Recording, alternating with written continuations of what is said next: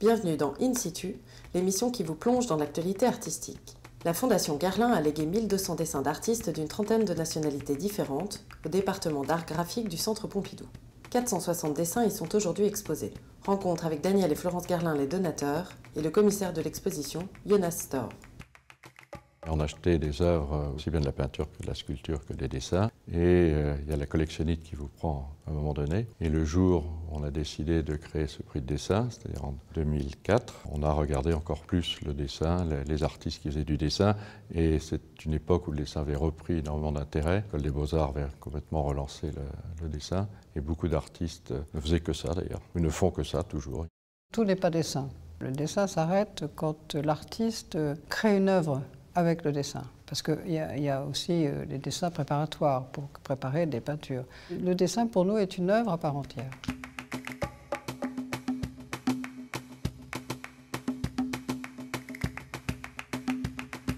C'est la plus importante donation qui a été faite au Centre Pompidou depuis la donation Cordier à la fin des années 80. Et c'est la plus importante donation que le cabinet d'art graphique n'ait jamais reçue. On a décidé de donner au Musée national d'art moderne, de donner toute cette collection. Ça a compris 1200 dessins et on a gardé à peu près 200 dessins. Et on continue à acheter maintenant.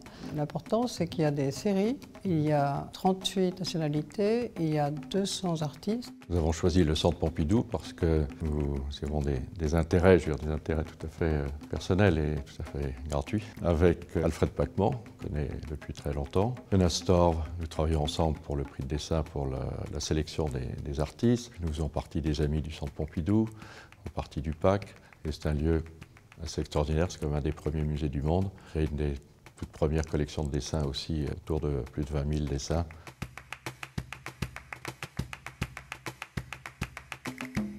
La scénographie de l'exposition est le résultat du travail d'une architecte, Camille Escoffon, à qui je demandais un maximum de simèse, des séquences plutôt intimes, un espace qui ne soit pas reconnaissable, puisque en fait nous avons réuni deux espaces d'exposition indépendants, la galerie d'art graphique et la galerie du musée.